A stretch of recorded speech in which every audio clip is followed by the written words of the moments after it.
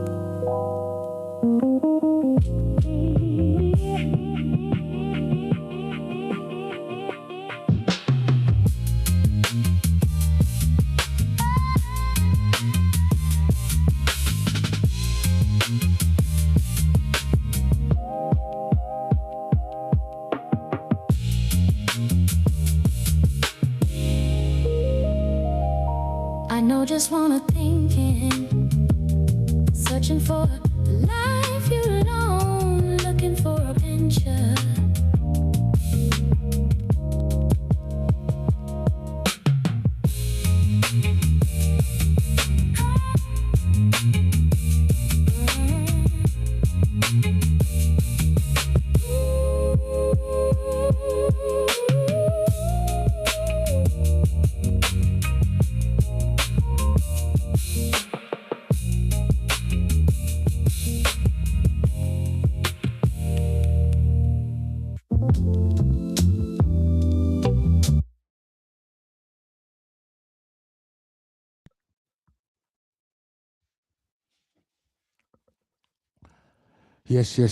Yes. Welcome, everybody. You are locked into the hub at iLive Radio. I am the host, Mr. Marvelous. Big shouts out to those listening on YouTube, those listening on iLive Toronto. If you haven't got the app, download it now. Go to iLive on your App Store network. Download the app, start listening, get involved. Anyhow, why are we here today? We are here to have a listen to a new album from The Monk. This is your official listening party. The album title is called Reimagined. Now, a little bit of information about The Monk. He's been producing for about 2 years. We've been back and forth discussing things, looking at the field as music is today, and just reviewing what's changed, what can be improved, and what we have missed. Now, in terms of what we've missed, The Monk really reflects on that in his production, bringing a lot of strings, a lot of really old school arrangements, and he's had a lot of influences throughout the years, starting from the 70s right up until now. He's also a DJ. He's been DJing for how many years now? I don't know, 50 years. So it'll be interesting to see where his influences come from, what music he was listening to, what he was playing, and so on and so forth. So, without further ado, here he is, The Monk. Round of applause, please. You got an applause button? No, there's no applause button. I can't hear you. Thank you. All right. Thank you. Appreciate it. This has been a long time coming. This one. Know what I mean? It's been a long time coming. You know what I mean? Really proud of this project. You know, I'm really happy to kind of share my thoughts and my process and some of the stuff that kind of led to the whole existence of The Monk and really culminated in this album called Reimagined. Lovely. And so we are going to go through the album track by track. I'll list them off. so you'll get to listen to them all. And first off, the question I want to ask is, where does the name come from, The Monk, first of all, and is that reflected in the music that you produce? Yeah, that's a long short story.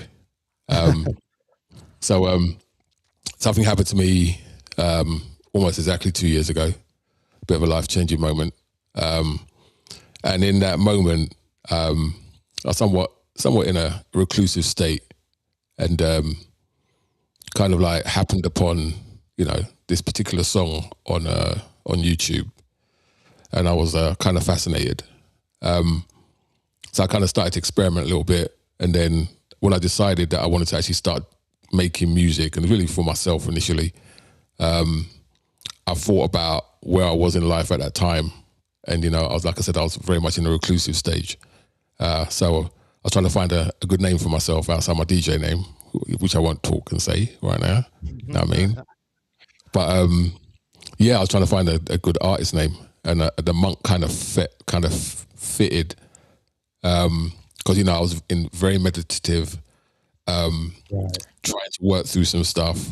You know what I mean? So I've pretty much isolated myself for a couple months, and kind of started working on it. So yeah, that's how The Monk came about. Okay, so we are going to get into the first tune, but I'm going to ask you one more question before we do that. So you described it as an album built from memory.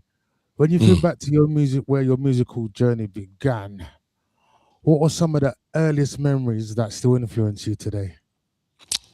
I'll be honest. It was Rare Groove, right? So, my cousin was in a fairly famous East London sound called Styly Media, big up Milton, and kind of introduced me to this genre of music called Rare Groove. He used to play Rare Groove. They play reggae. He's played Rare Groove and soul on the sound. And really, my first love in music, I mean, outside the stuff you used to listen to when you were young, right? Like the soul was going on and stuff like that. But what really caught my ear was that kind of two-step 70s, 80s kind of groove. And that's always been what I've done.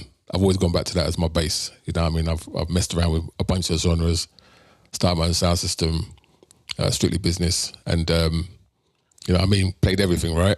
But you know me, Yes. one thing I've always played is my Rare Groove, man. Like that was my foundation. So a lot of what you hear here on this album is really just a conglomeration of some of my favorite tracks that I sampled, and then some more modern stuff that, artists that I admire.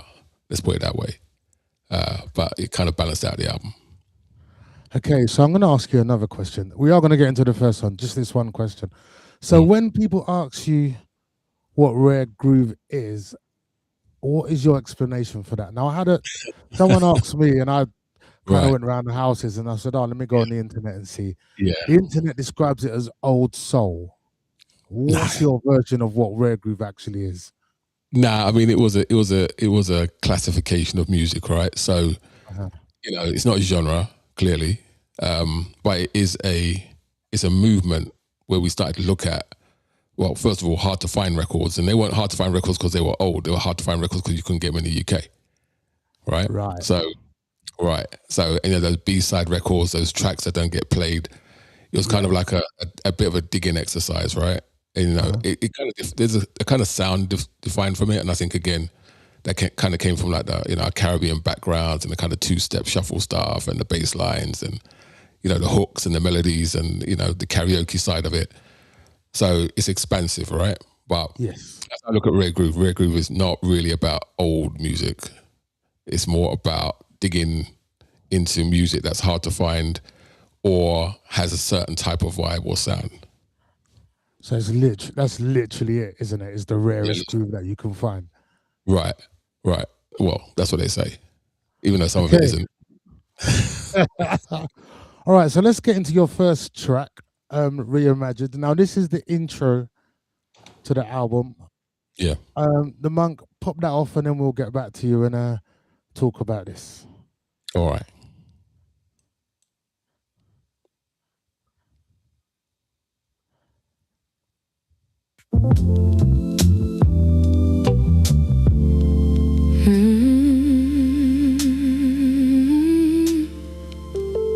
They say music remembers,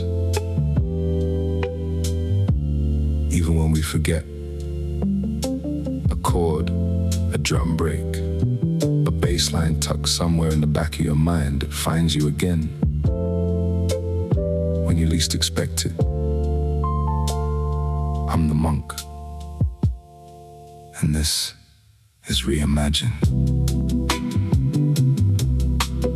For the last 2 years, I've been building pieces of myself into sound.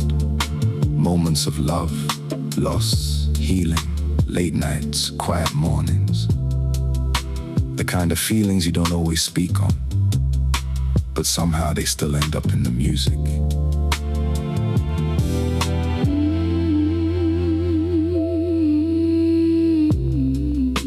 This album is not about going backwards. It's about returning with different eyes. Taking songs I've made, pulling them apart, finding the soul underneath, and dressing them again with the music that raised me. 70s soul, jazz funk, reggae basslines, London pirate radio memories, neo soul warmth. The sound of record shops, front rooms, Saturday cleaning music, and Sunday reflection.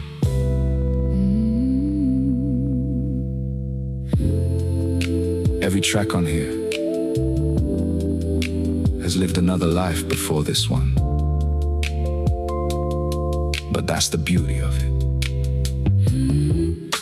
We grow, We change, we break, we rebuild. and sometimes the remix is closer to the truth than the original ever was.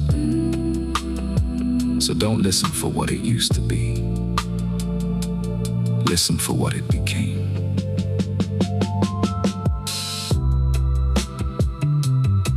This is memory. This is movement. This is soul. Reframed, Reframed. This is the monk. This is Reimagine.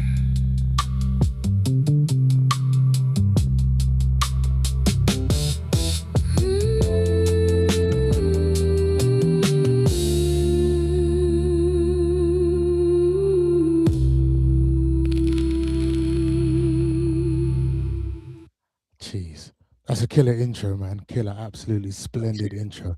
Thank To you, sir. everyone that's watching on YouTube, if you're wondering why you can't see the monk's eyes, that is literally his persona. So if you go to Instagram, type in the monk 1970, and you will see this is his image. So he's not just hiding. Oh no, he's looking up a little bit now. He's not just hiding, but this is how he reflects his image. So, how important was it for you to get the intro right to the album, and what does that mean to the rest of the tracks? I think for me, it is extremely important because, you know, Reimagined is a remaking or reimagining of some of my favorite Monk releases over the last 2 years. So, you know, I released at a rapid rate. I put out a lot of music. You know, some of it missed, some of it hit, but I had my favorites. So when I started working on Reimagined, you know, especially using the kind of technology I was using, there's a lot of, like, you know, pushback, kickback on it, etc. So I was learning the production side. You know, I'd already taught myself music theory, so I knew all that kind of stuff. But I really wanted to kind of take these songs and just break them down to their very foundation and rebuild it the way I wanted to, because now the technology have kind of caught up with my idea. You know, we'll talk a little bit about the technology as well. Like, I use a number of platforms to get this. And on this particular album, there are live instruments and live singers too. So a little bit more controversial. Those people, I have to protect their names because they don't want to be associated directly, but they've been following me and helping me put this together over the last little while.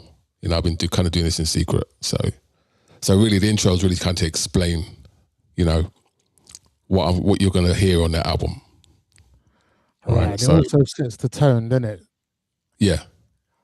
Yeah. Love the intro. So you spoke about all the influences in music like rare groove, soul, and 70s and stuff like that. Mhm. What I want to ask you is, what artists shaped your sound? Oh God, man, there's too many. And I know Man. there's too many, but all right, give me your top 5 that represent the flavor of your album. All right. Barry White, Jones Girls, Earth, Wind and Fire, Omar, and surprisingly, that's 4. And surprisingly, Incognito. Oh, really? Yeah. Interesting. That's nice. And what is it about all of those? Like, what are you hearing? What is it that grabs you about those artists? Well, to me, there's some foundational pieces there, right? It's like Earth, Wind and Fire is the grounding, I think, for everything in the 70s sound. Yeah. Right. They were the archetype. You know, for the Jones Girls, it was like the vocals. Yeah.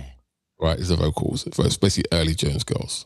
You know what I mean? There's a toss up between Jones Girls and the Emotions, but you know, maybe even Pointer Sisters in the 70s. But you know, the Jones Girls for me, you know, the way they approach their vocals and their styling, you know, really influenced this. But more earlier Jones Girls, not 80s Jones Girls, 70s Jones Girls. Yeah. You know, Omar, for obvious reasons. I mean, I think he's the most influential black artist we've ever had, to be honest. And because Omar is the epitome of like, I don't care what anybody else is doing, I'm doing whatever I want to do. And I'm kind of taking that kind of, you know, thought process and saying, I don't care what anyone thinks.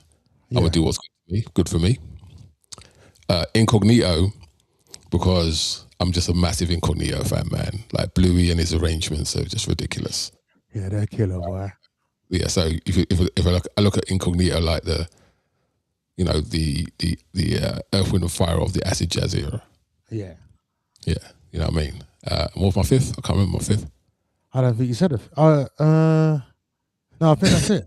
I think you've covered them all 5. So what Right. I think so. What I want to ask you now is, so you spoke before about something that happened in your life where you had to reassess where you was going. What made you choose producing music rather than expressing that same feeling through DJing? So DJ's always been a fallback for me in my life. So, you know, anytime I've gone through some crap, you know what I mean? I always have my music, got my records, got my DJing, right? But at that particular time, because of the nature and the size of the incident, I couldn't find any joy in that. You know what I mean? The night I got home and it all went down, it was like I had no fallback. Like I couldn't go to my basement and pull out some tune and make myself feel better. Yeah. So, and I always wanted to make music. Like I'm a frustrated musician, right? I hear it in my head, and but I can't play anything, right? Like, not that I can't learn. I tried, but my right hand's dead, and I just get I just get impatient. You know what I mean? Like I just get impatient. Like I don't want to hear. I don't want to play chopsticks. I want to get behind the piano and just go in it. So when the technology started to move towards the fact that I could take my, you know, my DJ ear, my musical ear with the stuff I did with, you know, my organization and all the live shows I did, and, you know, working with musicians, working with singers, like you store all that knowledge up, you know, plus theory I was forced to learn, thank you, Donnie, forced me to learn music theory so I can do a better job of communicating with musicians when I used to do shows and festivals. And then this passion I have, right, that I really wanted to show that I can make something that I was proud of. Yeah, I kind of took all 3, and then I had a story to tell. You know what I mean? So it wasn't just making the music; it was also writing the songs as songs and taking your experience and writing it as songs. Wicked. All right. So on that note, can we go into track 2, please? The Monk, and this one is called "Feel the love. Don't forget you locked into the Hub at Our Live Radio. I'm your host, Mr. Marvelous, and this is the listening party for Reimagined. Hold tight, the YouTube fans, iLive Toronto fans. If you listen on the app, don't go nowhere. Track 2, let's go.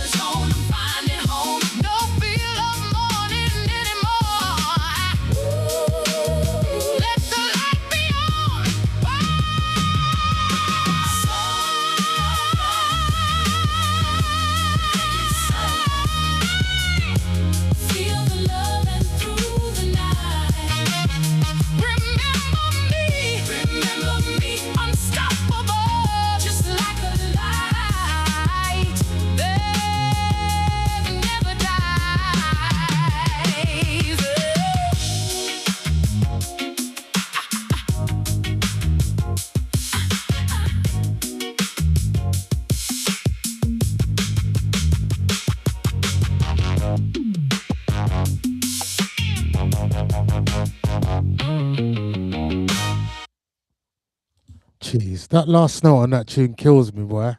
Yeah, that little snap. Yeah, that one is A little killer. snap. Yeah. That one is killer. So, you've got all your influences, you've got your artists that you've been influenced by. Now, when you're creating your music, you're taking samples from different songs. But like myself as a hip hop producer, I just take the samples, chop it up, and relayer it. What you're doing is reconstructing the sample in your own way, Yeah. which is quite a skill in itself. That's not an easy thing to do. What has been your biggest challenge around that? I think more than anything is, first of all, identifying the sample, right? So like Feel the Love was on my very first like vinyl release. And it was like a very much an Earth, Wind and Fire type track. So I tried to reimagine it as like a really fucking high energy, excuse my language, high energy. It's 9 o'clock somewhere, bro. Don't worry about it. A real high energy, kind of like 70s girl group kind of sound. And then picking a sample that's going to be recognizable, right? So that's I Can't Seem to Forget You, Heaven and Earth, which is that beginning is unmistakable. But the real challenge was, you know, how do you do it so it's recognizable, yet change it enough so it's its own thing, right? And the technologies that are available to you right now, you can actually do that and guide it. So what I tend to do is just kind of like do it as a loop sample and then construct, you know, I've already got the words and the lyrics because they're previous songs. And then I kind of like, you know, play with it. You know, do different interpolations of it until I get what I feel is enough of a change, and then ensure that the essence of that sample remains the same, and all the instruments go with it.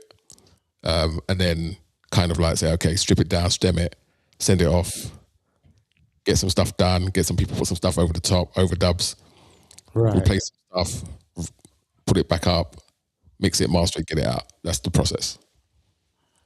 So now with sampling and also now stems, some of the original tracks that you sampled from, have you used stems to help you recreate the sound that you want? On a couple of them, yeah, I did. Yeah. I did, yeah. So, you know, and, you know, sampling is a very, very kind of like borderline thing that I do. Yes. You know, legally, 10 seconds is considered a sample. Anything less than that is not a sample, right? Yeah, of course. Right. So, you know, I never use more than 6 seconds of a song. Yeah. So you have to chop it right to get what you need out of it, to be able to loop it around. But sometimes not even looping around cleanly gives you another look on the sample, right? Yes. So, you know, as it starts to run through and it's dissecting, you know, through my platforms, it's kind of taking the essence of it and kind of saying, okay, we're going to interpolate this, change that, interpolate this, change that. And you always have to kind of force it to keep the sample up front as possible, the essence of the sample up front as possible, right? Don't deviate too much, right? So yes, it's a real skill, right, to do. It's not easy at all. No, because you want to make sure it's still, you can understand it so they like it, don't you? Correct. Don't Correct. Want it to be too different. Yeah. So of all these processes that you're going through, like one of the things that is really apparent that these days is that songs are only 2.5 minutes long, and everyone's pushing out thousands of songs, or there's albums. I reviewed an album the other day, had like 17 tracks on it. Right. It was ridiculous. But the point I'm trying to get to is, I think I've lost my note now. Is where was I? What was I talking about? He was talking about 2.5 minutes versus. Yeah, how important is the song length? Oh, it's critical. Like, so what would you consider? Like, you know, we've got 6 minutes and 8-minute versions and stuff like that. I looked into the history of some tunes, and there's some 1 minute 30 tunes that are banging. Like in the 70s, there's a lot of that. Yeah. So yeah, how important is that to you? I think it's very important, especially when you're trying to tell a story, not just with the lyrics, but with the music itself. Yeah. You know, I had a discussion online a while ago when I first started making music, and I said, what happened to the bridge or the middle eight? Right? Yeah. So I look at music like, as music as a story takes you through on a journey, right? Your bridge or your middle eight is the peak of your performance. Yeah. Right? and then it drops you off the other side, and you kind of do the outro and you go. Yes. Right. So all of my songs are structured the same way. You know, it's either got a bridge and a middle eight, or it's got a bridge. Yeah. So once you have that structure in place and you realize that's it, I'm not going to change that. You know, the length of the song changes. You can do it shorter, but it's a different type of song, but still will have all those elements in there. Yes. So I know this is it's probably too early to ask this, but I'm going to ask it anyway. Have you thought about releasing any of your tracks as singles or approaching people to do remixes of your tracks as yet? Well, I've had a couple of them done already, of older ones. Really? You know that, Mr. Marvelous. Of course, naturally. in different flavors and different genres. Yeah. I mean, for this album, it was actually really difficult for even picking the first like 2 tracks I released that people could download. Yeah. You know, I wanted them to represent the album, but not give away the album. Yes. Right. You know, because it's very easy to make an album that sounds all the same all the way through, similar kind of vibe or style. Yeah. I wanted this to represent all the music that I love when it comes to soul music. Yeah. That's Chris. I like that. All right. So I'm going to move on to the next question before we play the next tune. So, listening back to the music that you've released over the past 2 years, was there at any point where you thought, I haven't finished saying what I'm saying, or that's enough of me saying that now, I want to do this? Like, what? Do you know what I mean? Have you said all that you've wanted to say? I think at this juncture, yes. Part of my process and the reason why I think this album resonates with people is not just the music. You know, I mean, the music's the music, but what really influences the music is the lyrics, right? And the lyrics are really was me kind of doing therapy. Does that make sense? Yeah. So, you know, sometimes as men, we're not very vocal about what's going on in our lives, and you know, we're not very emotional creatures, right? We just, you know, we're not built for that. But, you know, the beauty about music, and I remember having this conversation 2018 with Slacker, the Beat Child. Yeah. And in the songwriting thing that we did, workshop we did for one of our festivals, and he broke down like how to write lyrics, and it's about experience. You don't experience pain, love, all the things, betrayal, all the things that like that. Once you have those things as sources, you can build songs and write lyrics. So the lyrics were the most important thing. And then once the lyrics were there, you know, then the song comes with it. So my first kind of interpretation of these ones was really just me like leveraging the technology and just getting my voice heard, and the lyrics and basically get it out myself. Yes. Right. But that wasn't going on. It's cool. But then when I decided to do Reimagined, I realized that I got to a point where my skills around producing music and making music and collaborating with other artists had caught up with my lyric writing. So merged the two. So when I completed this album, I realized I actually went to try and make another song, and there was nothing there. Yeah. So yeah, I think this is really, I've now put everything out musically and lyrically, laid it all out on this album. That really represents everything I went through and where I was and where I am. Oh, okay, so that you've kind of answered a couple of questions I had for you, and that. So we're gonna move into the next song.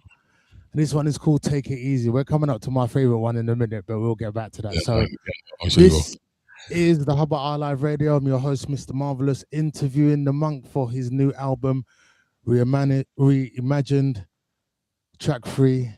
Let's go.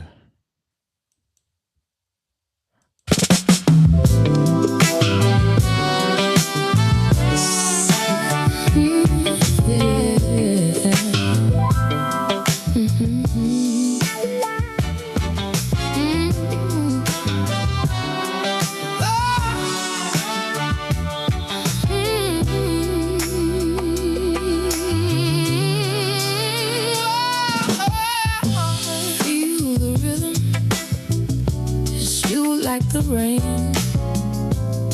Play the strings, let your heart sing. I cherish the moments when we're close at night. Let the world fade away in your arms, I'll take flight. Hold me close and take it easy. Let our hearts be feeling breezy. Let our hearts be feeling breezy. Let our hearts be feeling breezy. Oh, yeah.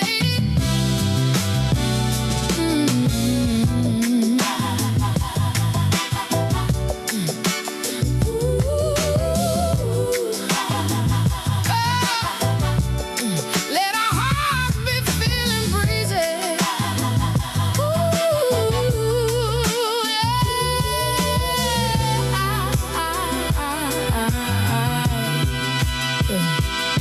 Under the moonlight, she gazes divine.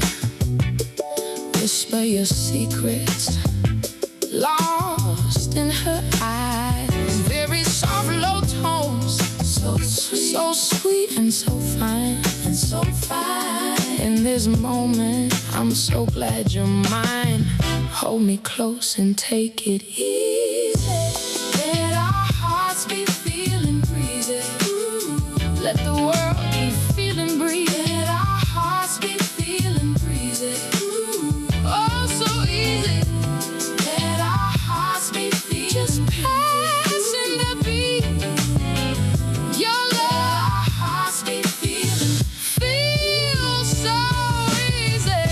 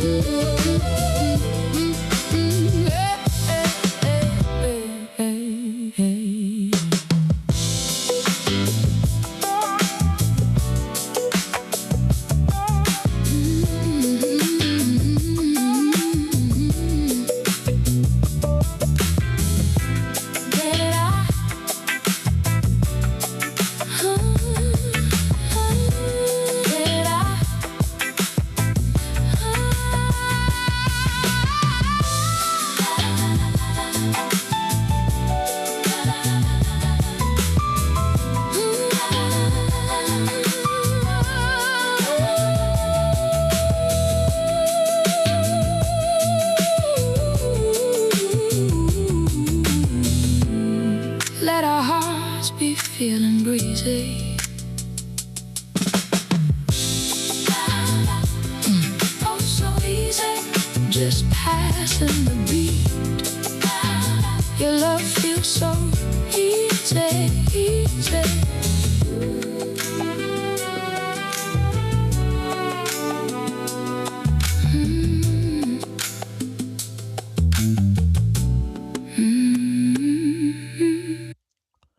Jeez, that track there. Like, I'm gonna just say that about every track that he plays. To be fair, the album is killer. So we've spoken about your productions, emotions in the track and whatnot, so forth. So as we all know, if you listen to Rare Groove, it's always deeply rooted in honesty and kind of releasing your vulnerability, like you say when you're putting your music out. Do you feel you've done that to the best of your ability in this album? And if you have, what comes next? I think so. I think every single track represents a story or situation of my last 6 years, and really put pen to paper, then put those words to music. I think I've said everything I've needed to say. And again, like I said, it's like a bookmark for me. When I have something else to say, then I'll put out more music. But at this juncture, I think I'll put out what I think is the complete me over that period. Yeah. So, you know, as I transition into the next phase of my life, I'll obviously have more things to say. You go through more experiences, And then, through those experiences, I know I can translate those into words and song. So in the true form of Rare Groove, your experience is going to shape your music. Absolutely. That's brilliant. And I like the way you said you're not just going to keep putting out music for the sake of it, because a lot of people do that. It gets boring, tired, and you kind of stop listening, didn't you? Yeah. So even though your album is Rare Groove, isn't it? Let's face it. Oh, yeah, for the most part, I guess you can term it as that. I term it as good soul music. Oh, so all right, let's go with soul then. So how do you balance paying respect to the music that inspired you without recreating the past? Because that's quite difficult.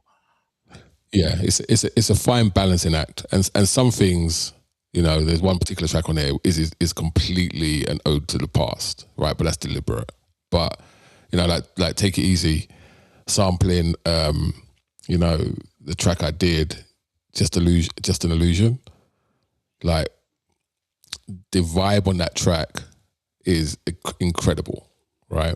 And trying to not replicate it, but honor it more than anything, right? And in honoring it, it wasn't just the music, but the vocals and the approach to the vocals, the arrangement of the vocals was very, very important to carry it. I wanted to be modern sounding, have an ode to that track, but be different from that track. Yes. Okay. All right, so let's get on to the next one. Yeah, your favorite, right? Yeah, this one here, track 4, Midnight Flowers. This one is a banger. Don't forget where you are, the Hub at iLive Radio. Hold tight, YouTube listeners, watchers. Hold tight, iLive Toronto. This is the Monk reimagined track 4, Midnight Flowers. Let's go.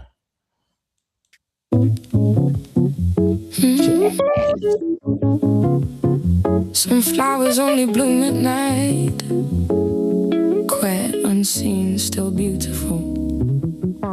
I grew in the dark, watered by silence, rooted in truth. This rhythm, this is envy's groove,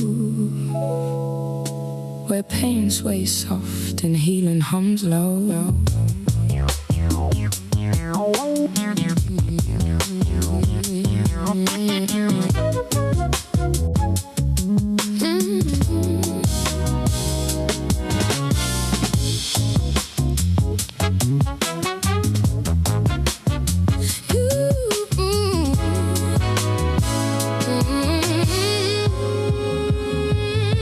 You pull up slow like you know you should, talking low like the neighborhood could hear.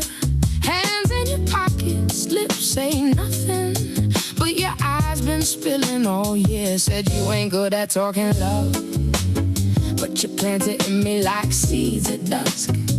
Now I'm blooming at the wrong time, in the dark, in the cold, still thinking it's us. Oh, why you only love me in the after hours, whispering truth in between the showers, saying it's real, but you hide me like shadows. I'm tired of dancing solo in your echoes. Midnight flowers, blooming just for you. Don't pick me up just to watch me bruise. I ain't your secret, I ain't your muse. I'm the storm and the calm and the full moon too.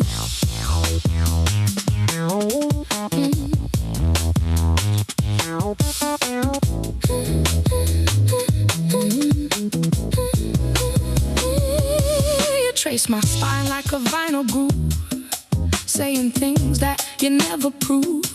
Let's just vibe, but I need the truth, 'cause your love feels borrowed, overdue. I replay the nights in my empty sheets. You take the high while I sink too deep. You like me soft, you like me sweet, but this sugar got thorns underneath. Midnight flowers, blooming just for you, blooming just for you. Don't pick me up just to watch me bruise. I ain't your secret, I ain't your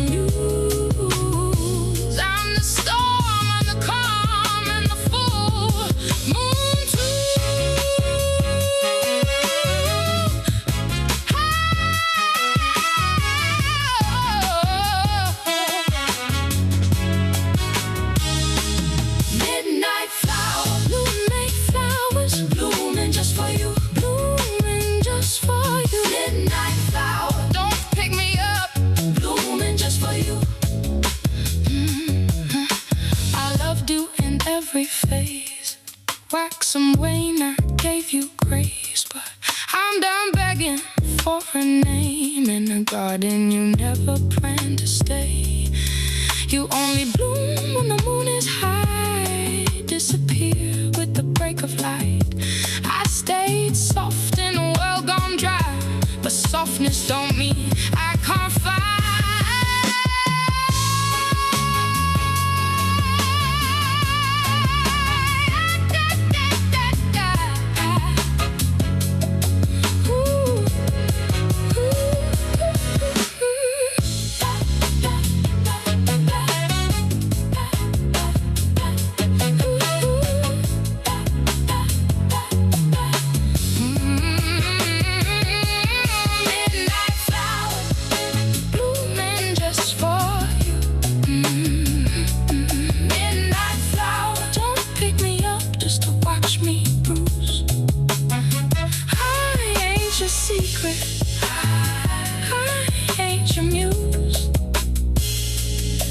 I'm the storm that is envy's groove.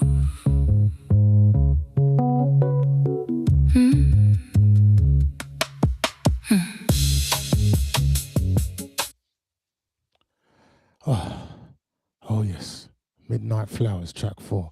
So here we are, back with the Monk after track 4. So I've been listening to your tunes as you've been playing them, and I've got a new question for you now. So what I want to ask you is this.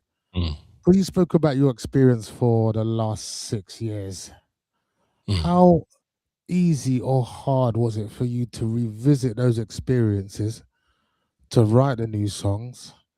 And could you write them with ultimate honesty, knowing that you're putting it out for the world to hear and listen to?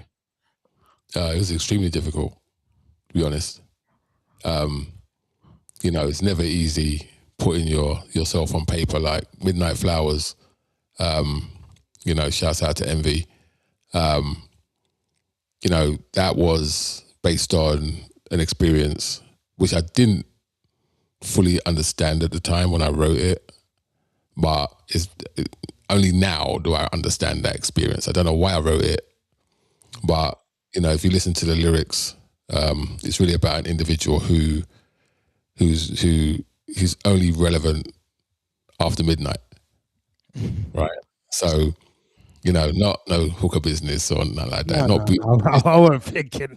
It's not a booty call situation. No, it's not like that. It sounds like that, but it's really not. It's really around, you know, the priorities of a person, right? Where they position, you know, yourself in their life for a period of time. Yeah. And you know, I kind of went through that experience, and you know, when I wrote it, it was like, okay, cool. And I mean, the original track of Midnight Flowers, Envy's Groove Part 2, was the first song I put out that actually charted in the Amazon charts at number 7 in the R&B charts, Amazon UK. Thank you, Omar, for knocking me off. You know, but it was very much like a neo soul, slow kind of like really cool song. But so when I thought about redoing it, I want to kind of take the elements of that and then merge it with like I said, one of my biggest influences in like I Don't Care What I Make, right? Omar, and the very recognizable "This Is Not a Love Song" sample it uses. But if you actually listen to the track carefully, that incognito piece comes in, right? So once the recognizable hook's gone, that's all incognito, right? I pull it back. Then it goes away, then it comes back, and I even threw a little drum and bass in there, you know, because that's a little ode to you, because I know you're a drum and bass man. I thought you'll appreciate that. And the original song is actually 7 minutes long, 7 minutes 22 seconds long. Why didn't we get that version? I might put it out one day. Yeah, but I go full incognito on it, right? Yeah. Like that's what it is. So, you know, it's a reimagining of a song which, you know, I knew people would like it. Certain people like it because of the Omar piece. Yeah, Definitely. So we've spoken about putting your emotions in. You said earlier men find it very difficult to talk about things like that. So do you feel that have you cleared that now with this album? Have you put all those situations that happened to bed? I think so. I believe so. You know, at least from a getting it out of my system perspective. Yes. Right. Obviously, there's always residuals that's there, but getting out of my system, yeah, absolutely. Like, you know, I'm not a person that likes to listen back to my stuff. Right. Once I've made it, I'm like, yeah, let's move on to the next. But I ain't gonna lie, I've had some rotation from the time I've completed it. Yeah.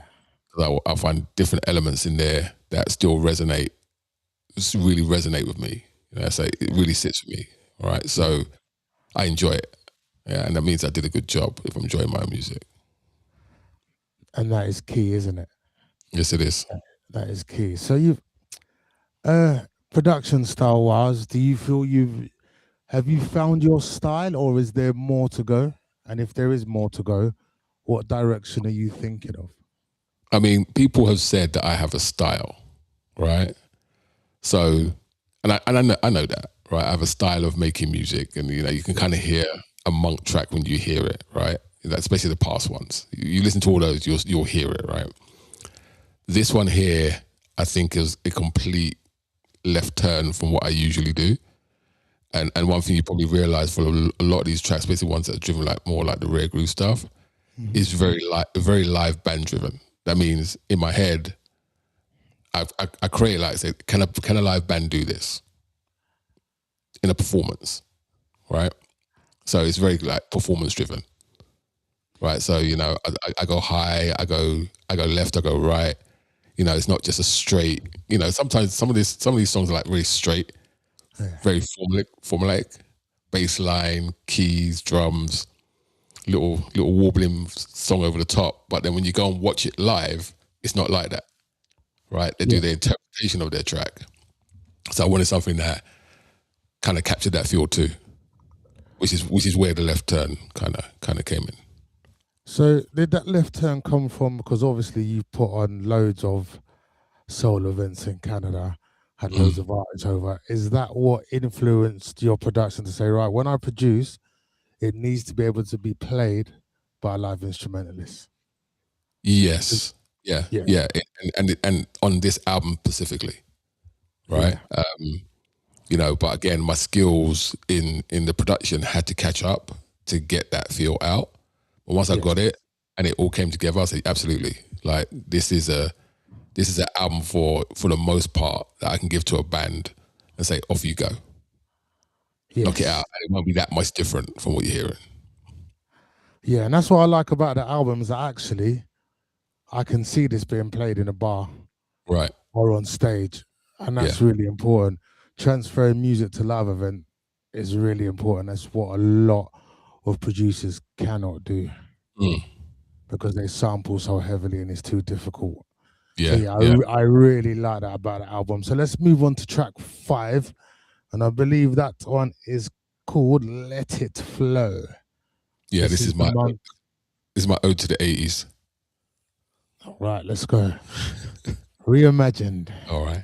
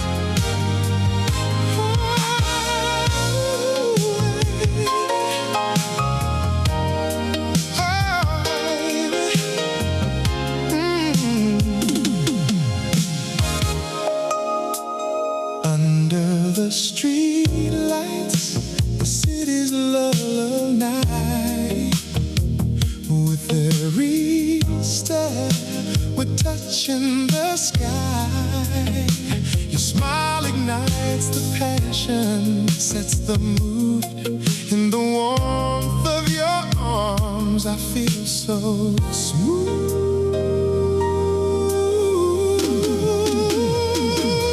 Just hold me close, make it slow. Feel the passion grow. Feel the love, let it flow. Together we're unstoppable. You know we'll light the night with a glow.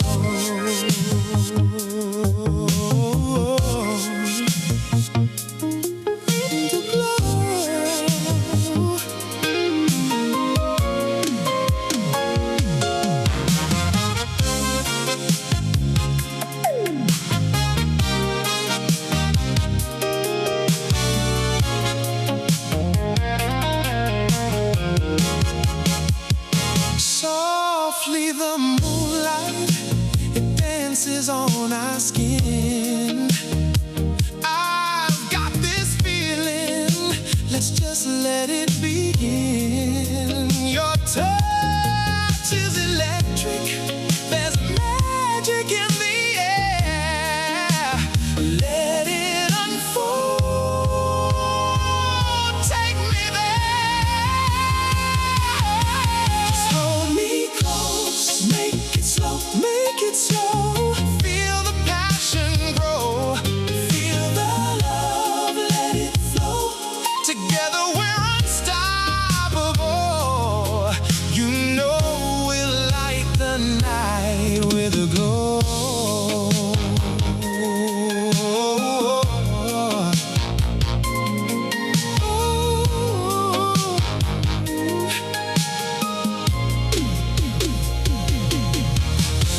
Under the stars with you feels so right. Two souls in rhythm dancing through the night. Your heartbeat joins mine and sync like a vibe in this moment.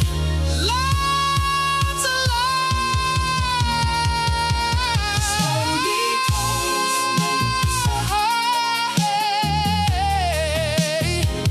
just hold me close, make it slow. Feel the passion grow, feel the love, let it flow. Make it slow. Together we're unstoppable. You know we'll light the night with a glow.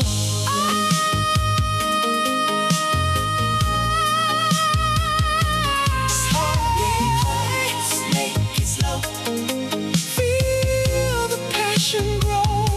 Just hold me close, just hold me close, just hold me close, just hold me close, just hold me close.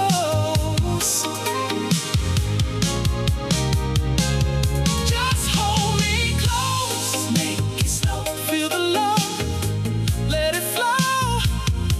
Together we're unstoppable. You know we'll light the night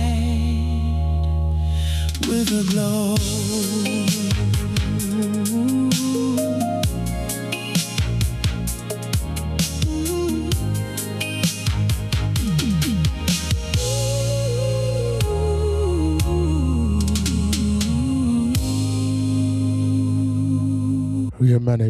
Reimagined Let It Flow. Getting a bit tongue-tied there, I've got a dry throat. Anyhow, we're back. I'm Mr. Marvelous. This is the Hub at iLive Radio. Shouts out to the YouTube people watching, listening. Shouts out to iLive Toronto. We are looking at Reimagined by the Monk, and we have him here answering all my questions. And I'm trying not to get too deep. Keep it nice and breezy, because some things are hard to revisit, especially when you're in a public forum. Anyway, so we've spoken about groove, we've spoken about atmosphere, and we've also spoken about emotional honesty. What I want to know is, what out of those three has become more important to you, and why? It varies. You know what I mean?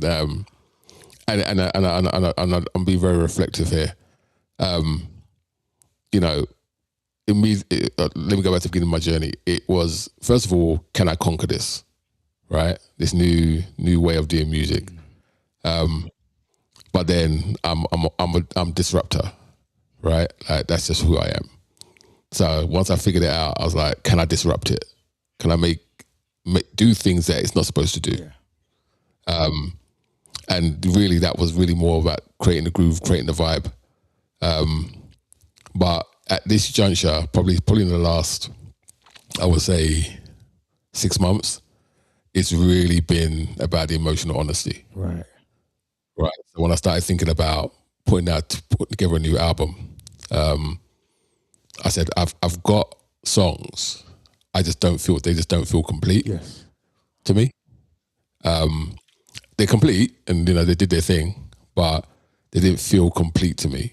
I felt I just needed to do something different with them, with those same lyrics and that same kind of energy, and then apply the emotional honesty on top of that. And emotional honesty is a very difficult place to get to, because to be emotionally honest, you have to really kind of look hard in yourself and take accountability for some stuff, right? Yes.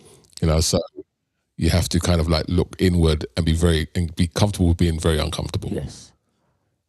And so that's the kind of pose I was in when I was making these songs. It's like it was uncomfortable to make, but a joy when it came out the other side. Yeah. And there you are, releasing the feelings and the energy. Yes, sir. Yes, indeed. So let's get on to track 6, Feel My Love. The Monk reimagined. Have I got that wrong? My first love. Sorry, my bad. My first Get love. your glasses checked, my I'm friend. going too far away from the glasses. All right, track Yes, 6. sir.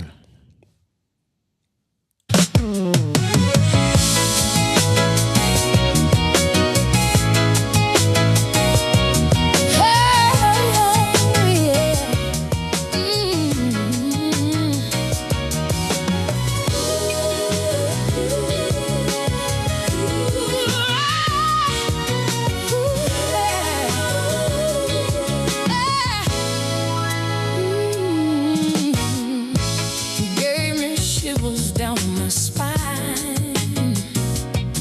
Every moment, no matter moment, in your presence so divine. Felt like heaven floating high. We danced among the stars in that moonlight glow. Two souls intertwined in a love that grows. You were my first and my darling. Never fading love that we both knew. You're my heartbeat in the morning. Always with me, dreams that come so true. Intertwined in the twilight. Were my life. From the first kiss, it felt so right. Now our hearts beat to the same sweet tune.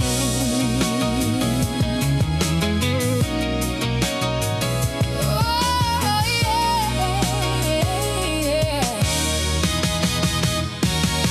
In every sunrise and gentle afternoon, every whisper in my ear, every sweet sound brought us closer in your love. Drown. You are my first and my darling. Never fading love that we both knew. You're my heartbeat in the morning. Always with me, dreams that come so true.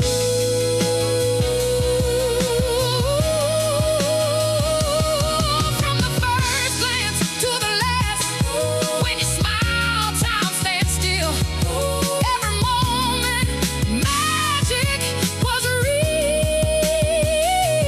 Now our hearts beat to the same sweet tune.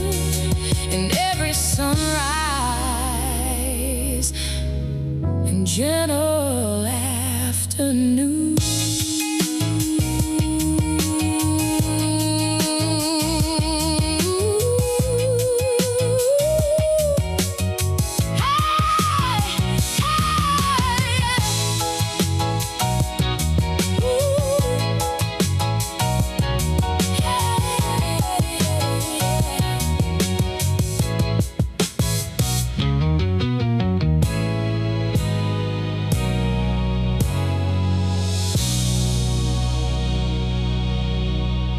And we are back. So that track was called My First Love, which contains a sample of The Last Time by the Barras. So the Monk, tell us a bit about that sample and why you chose to use that one specifically. Oh my God, the Barras, I love it. The Barras was one of those tracks that kind of got those rare group. You know, people always digging for new stuff, right? You got some people that always knew about the Barras, but very few people played the Barras. And anyone that said they used to play the Barras back in the day never played it. Stop the nonsense, stop the cap, right? But it's one of those kind of newer discovered ones. And the vibe is just fantastic. And so for this particular one, My First Love, my very first track I actually released was this track, and it was a rare groove. I wanted to do like a classic rare groove track. And it kind of worked. I was still working at the lyric part, but it kind of worked. And I really wanted to recreate it. And I really wanted to recreate it in that style of the great girl bands of the, 71 to 74. Yeah. Like when they used to really go for it, right? And give it that two-step feel. And again, paying homage to the Barras and how they executed it. Yeah. But without copying it, right? So, it's familiar enough for you to turn around and say, yo, that's the Barras, man. But that sample is so embedded there, and it's interesting, especially the drums. I got the drums replayed, and when the drums got replayed by a certain person I can't mention, they made these really cool changes to it, which gave it a completely different feel. One day I'll release the original of it and the original of this one, and then what we did with it. Just gave it a little bit more of a feel, especially towards the end, right? Like, the way we run down the track and slow it down, it kind of ends nicely. You know what I mean? So it's a complete track. I love it. I love the Barras. It's such a fire track. So if you don't know, go and check that out and get some rare groove culture. Yeah, if you can afford it. So it's all... if you can afford it. I might have to go and check that out myself. Anyhow, it's really mysterious, isn't it? You're talking about all these artists that you can't mention. Is that legal reasons or like what's? No, that's personal. Okay. So I think we'll probably touch on this towards the end of the listening session. But there's a lot of controversy around and a lot of misinformation around the newer technologies. Yeah. And being associated to that has a bit of a stigma. Yes. Even a lot of people are actually using it for ideas.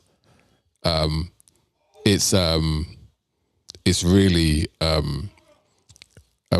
opportunity, really, with this new technology to do a lot of these collaborations, right? Yeah. So the collaborations themselves are extremely important because, there's we'll talk about it a little later, but there's this, it's just not correct way of doing it. But unfortunately, a lot of people who do this really, how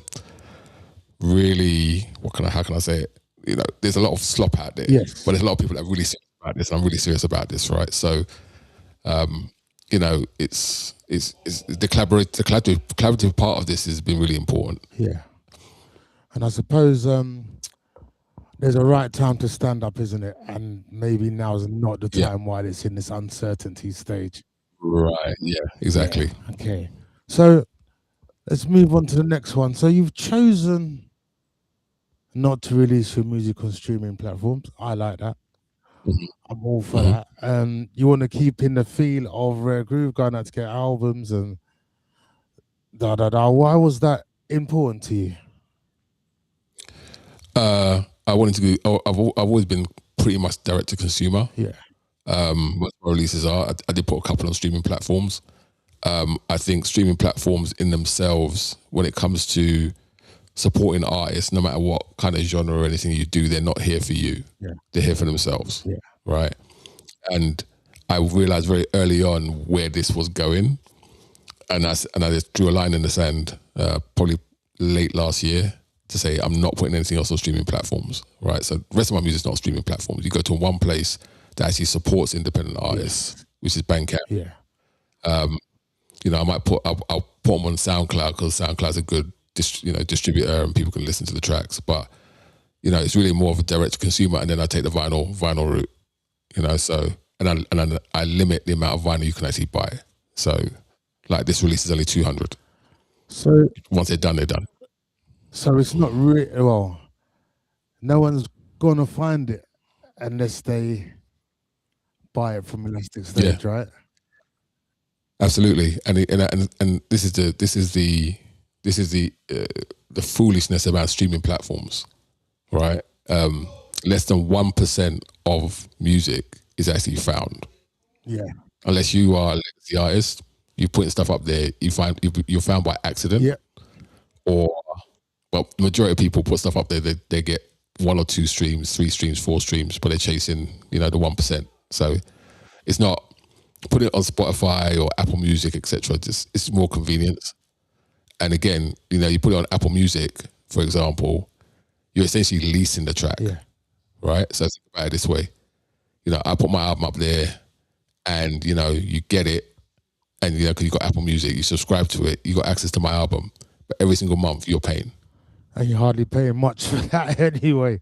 So you ain't making any money. Well, it's not so much making the money, but it's more the consumers now basically leasing the track rather than owning the track. So, all right. So with that in mind, you've only got 200 copies. All of a sudden, someone picks it up. It goes nuts. Mm-hmm. You can't get hold of the album unless you've bought it.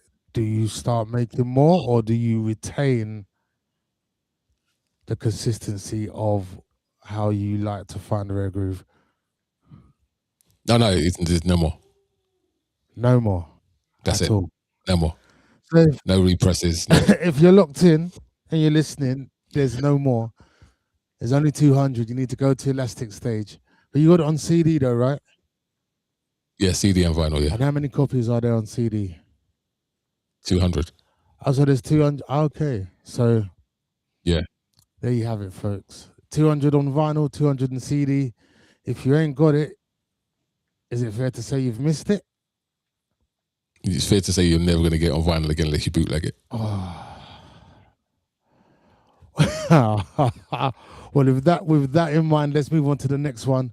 Feels Like Fire, the Monk Reimagined Listening Party. I'm your host, Mr. Marvelous. With the Monk, let's go.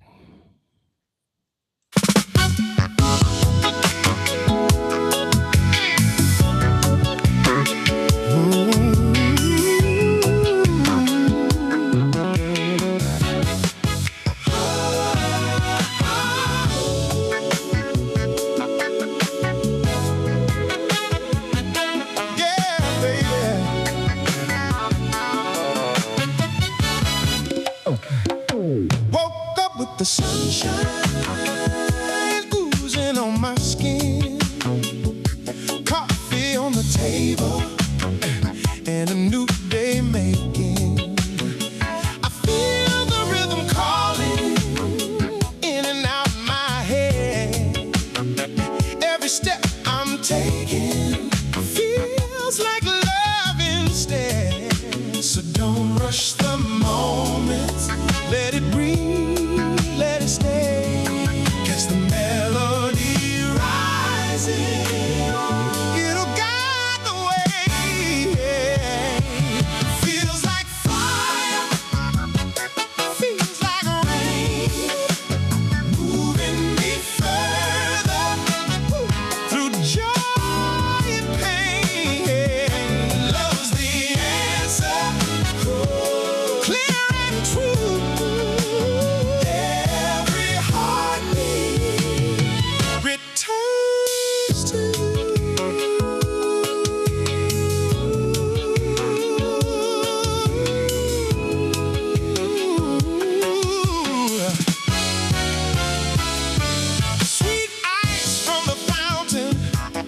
Starts to sing, echoes of the nighttime wrapped in everything.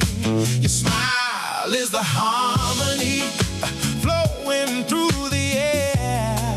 When you put your arms around me, I am already there. So don't rush the moment, let it breathe, let it stay. Catch the melody rising.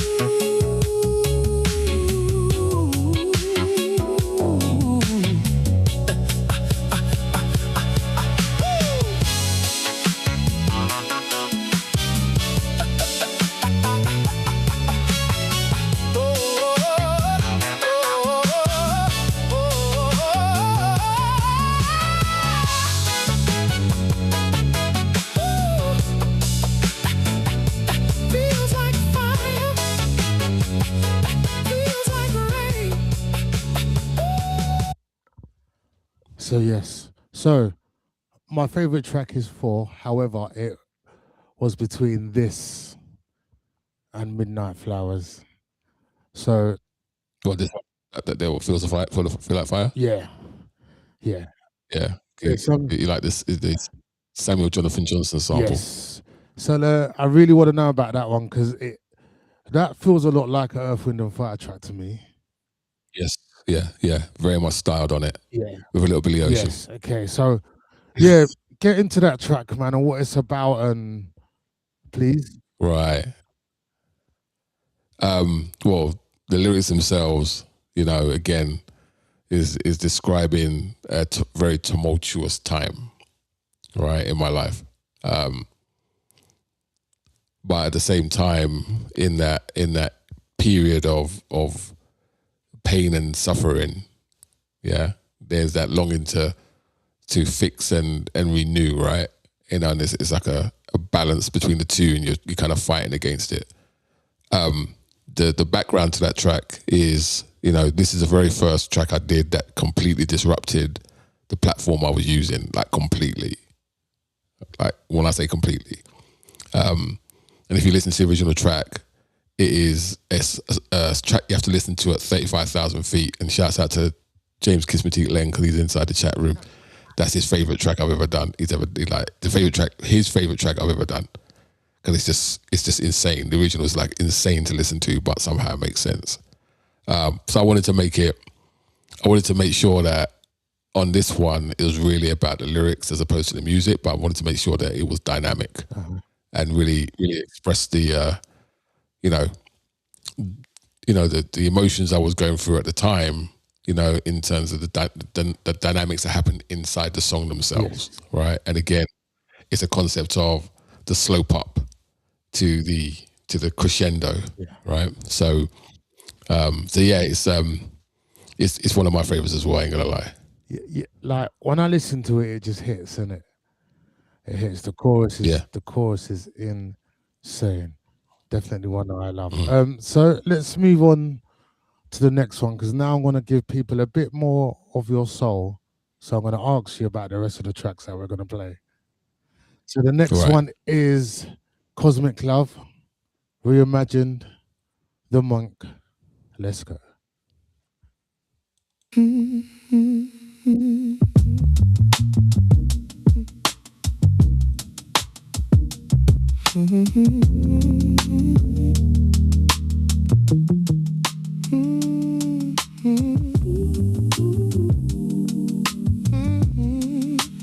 Cosmic love, baby, you're my star.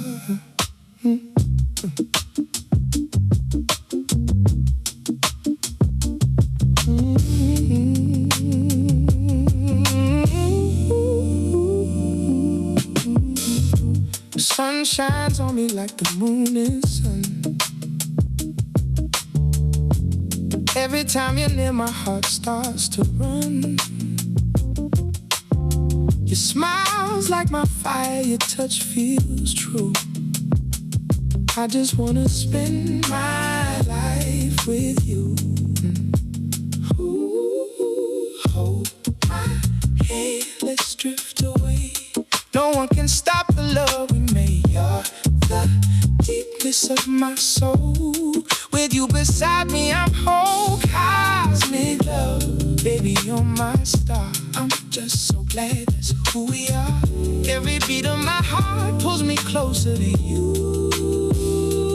Cosmic love, girl, our sky's so blue. Cosmic love, baby, you're my star.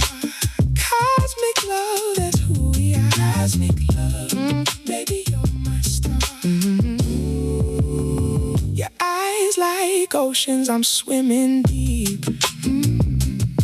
Every kiss you give is mine to keep. Oh, we're flying higher than the city lights. This love's a rocket through the starry night. Hold my hand, let's drift away. No one can stop the love we made. You're the deepness of my soul. With you beside me, I'm whole. When I feel cold and the stars I reach for your hand in mine. Every heartbeat tells me our love is true. Girl, there's nothing like when you're with you.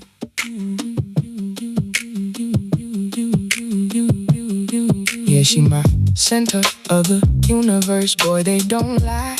Every move, every pull me high in the sky. No big jet tonight, just a starship ride. Moving heart in my chest of a hot glide. She the calm in the storm, I put under that path. Got to build a future, never living in the past. From the block to the cosmos, we outclassed. Love so priceless, no check to be cashed. Cosmic love, baby, you're my star. Cosmic love, ooh, cosmic love, baby, you're my star. Cosmic love, baby, you're my star. I'm just so glad that's who we are. Every beat of my heart pulls me closer to you. Cosmic love, girl, our sky is so cosmic love, baby, you're my star. Cosmic love, that's who we are. Cosmic love, baby, you're my star. Yes. Listen, like, yeah, that tune there bangs. It's killer. And you know what the best part of that tune is for me is the drums. There's a bit where it sounds like it's about to start walking and then you just draw it back and you get the funk back in and it just throws you right out. And it's like, yeah, it's wicked. So anyway, before I get lost in... Shouts out to my drummer. Yes, hold tight the drummer, because I'll tell you what, to get that sound with hi-hats on a computer is a ridiculous process. Yeah, you might as well get a real drummer, trust me, because that's hard work. So, Cosmic Love, breakdown, please. Yeah, so, you know, in the course of my life over the last 6 years, and the course of, you know, the inception of this journey, you come across someone who, you know, becomes almost like a spiritual center for you, hence the cosmic aspect. And when I wrote it, it was, you know, I was in the middle of that kind of healing, renewal, new energy, and hope more than anything else. You know what I mean? And so I really wanted to do something that kind of reflected where I was at that time. And again, it was more of a throwaway track. It was something I threw on a little EP I put out, and, you know, apparently people gravitate towards the original. And again, you know, when I was reviewing the tracks I wanted to remake, I came across this one. I said, I remember why I wrote it. And I was like, I said, you know what? I'm going to use it just because of the flow of the album. It just felt right. But I wanted to make sure I had the appropriate music underneath it. The sample is probably the hardest one to pick out because I buried that. It's William Stuckey's First Time. So if you listen to William Stuckey's First Time, the drums at the beginning,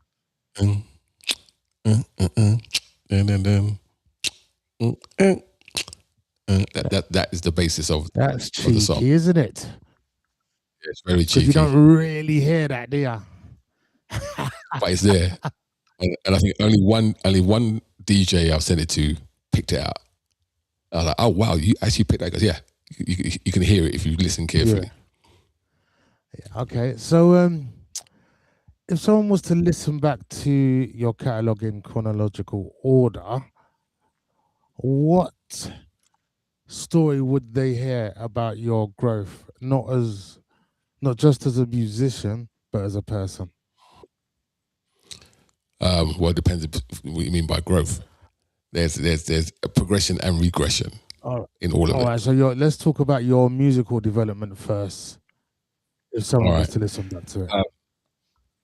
I think what you do, if you look at my catalogue from very early, I was learning and I was experimenting a lot, right? You know, I have a lot of genres in my head that I wanted to cover, different ways of looking at music, different things I wanted to emulate, things I wanted to kind of create. So probably for the first year, the first 8 months or so, you know, you would have seen a lot of experimentation, just trying stuff out.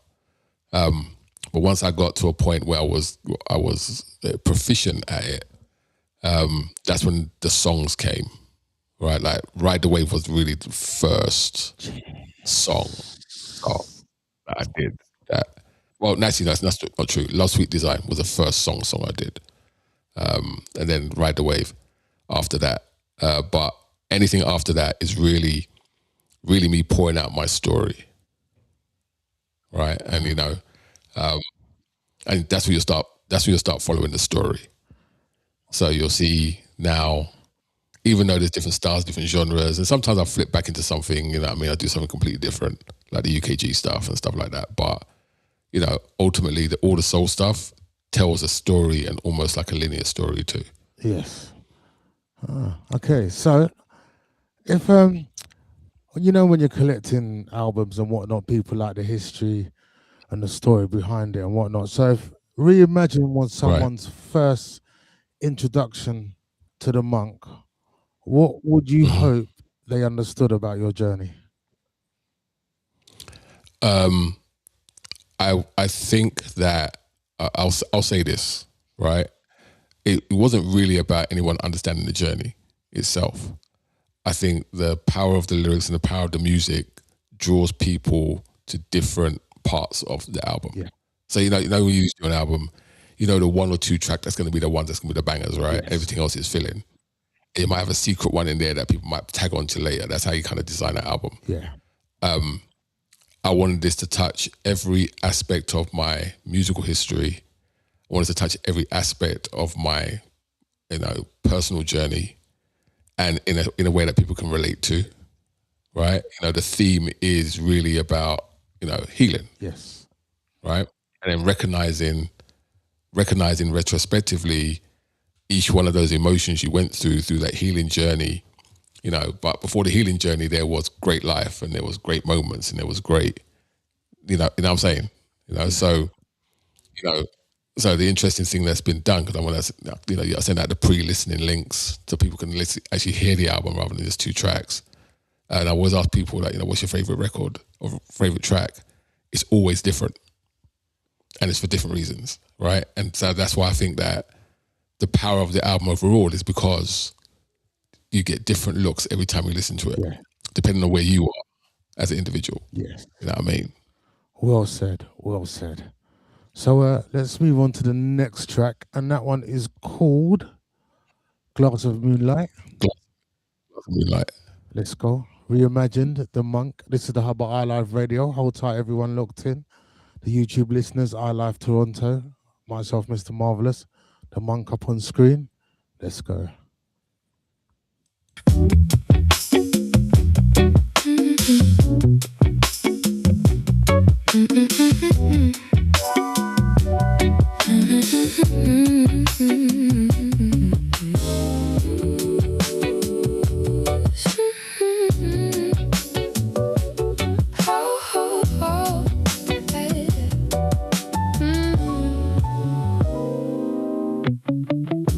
Sunsets in a quiet room, curtains moving with the breeze. You were smiling with your eyes closed, making it easy just to breathe. Hold me at the speed of moonlight. Let's go back in time just for a minute. Hold me like you were still mine. Whoa, hold me at the speed of moonlight. Let the memories shine just for a minute. Hold me like you were still mine. Whoa, hold me at the speed of moonlight. Let the memories shine just for a minute. Hold me like you were still mine. Whoa, hold me at the speed of moonlight. Let the memories shine just for a minute. Hold me like you were still mine. Like you were still mine.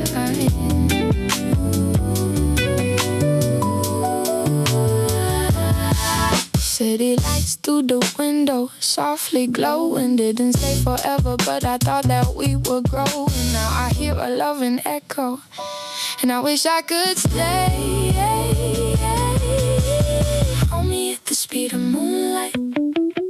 Let's go back in time just for a minute. Hold me like you were still mine. Hold me at the speed of moonlight. Let the memories shine just for a minute. Hold me like you were still mine.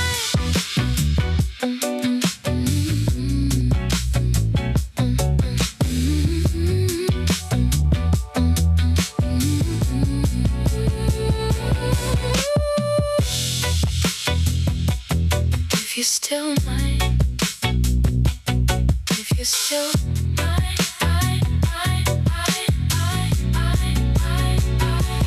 if you're still mine, if you're still mine, if you're still mine.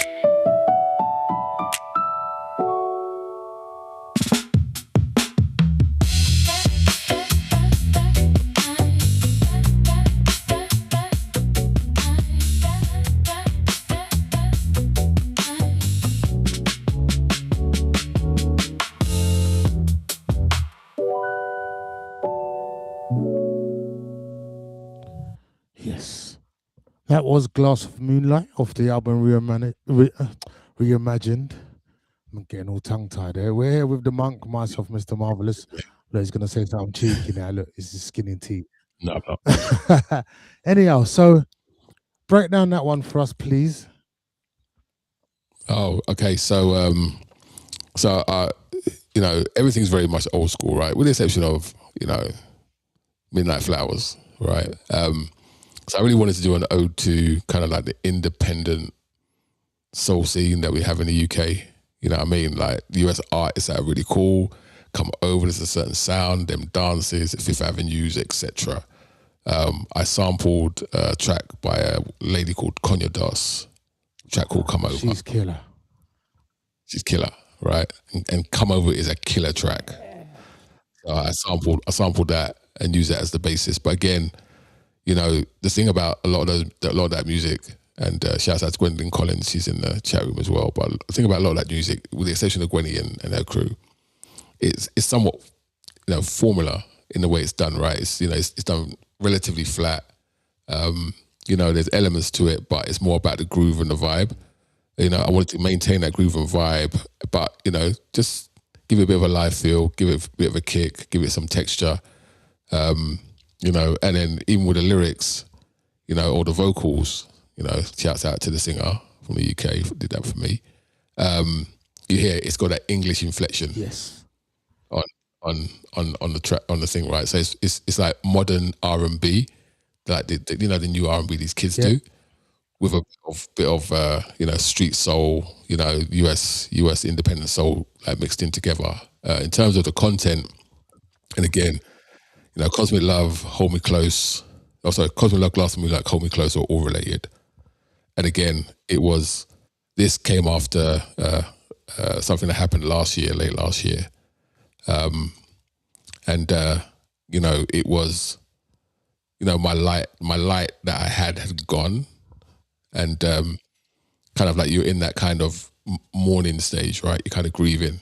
Yeah. And, you know, it's like, you know, the glass of moonlight, like, you know, people will say, you know, you can't catch moonlight, you can't catch a moonbeam. Yeah. You see it, you have it there, but you can't catch it. So that was kind of the basis of the song. So, you know, I had it as Moonlight originally. And then I said, you know what, why don't you put it in a glass? So it's contained, but it's not contained. That makes sense. That makes sense. Oh, that's really nice, man. I was going to ask you about what it means, so thank you for that. You got there before me. So it's one of those more. Go on, sorry. Yeah, it's more than one of those subliminal kind of. You got to think about it a lot to get it. But if you listen to the lyrics, you'll completely understand it. All right. So interestingly, you said Cosmic Love, Glass of Moonlight, and Hold Me Close are all connected. Why are they not together? Well, these Well, two they are, are. but Cosmic Love is separate, right? That's a bit further back. Oh no, it is all together. No, it's not. No, they're all together. Okay. So what's the Yeah. story from Cosmic Love to Hold Me Close? We are going to play that one next, but I just want to hear the story. So Cosmic Love, like I said, is like you come out of a very dark period. You know, you come across someone who comes at kind of like your spiritual anchor, an emotional anchor, and it was really celebrating that. When that anchor goes, and you yearn for that anchor back, then it becomes kind of like the glass of moonlight, kind of the reflective side, right? And of course, when we get onto the final track, which, and if you're going to ask me what my favorite track of the album is this track. Okay. This is probably this track coming up is probably the deepest track I've ever actually written. So did you have to face a lot of demons writing this track? It was really me expressing probably in a way that I should have expressed when I had the opportunity. Okay. Does that make sense? Yeah. You know, and again, it was when I wrote it originally, and again, this was on my very first like EP, LP release. Yeah. The original. And I think that it kind of caught a few people's attention. But I was writing about the moment at that time. When I revisited it, now on this side of the fence, it was reflective. And I wanted to make sure that the sample and the delivery of it brought that out. Right? That was a message. Yeah. It's a message song. Okay, so let's have the last song. And hold on, before you press play, you always got to have a good intro. You always got to have a good ending song. So I believe it's a killer ending song. It really wraps the album up really well. Shouts out to the people in the chat room. Let's see if you think the same. Run the track. Hold Me Close, The Monk Reimagined. Let's go.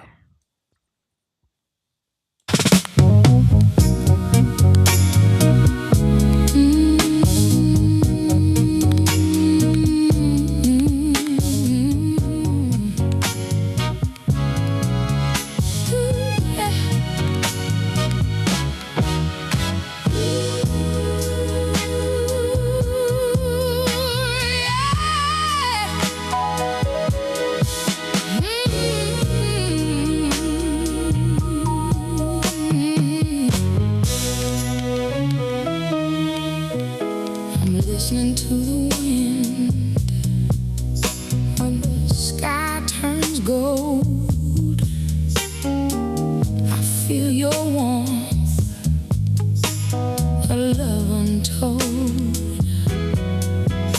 Every heartbeat echoes your sweet name like a timeless song.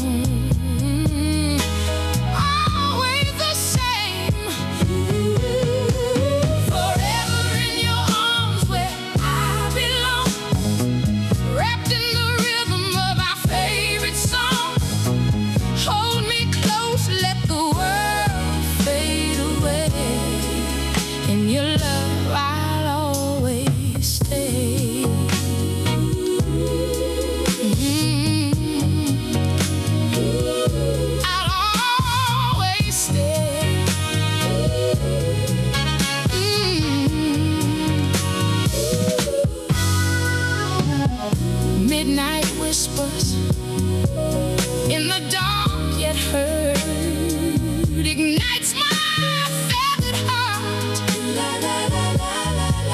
like the stars dancing in the sky. See forever shining in your eyes, forever in your arms where I belong. Wrapped in the rhythm of our favorite song.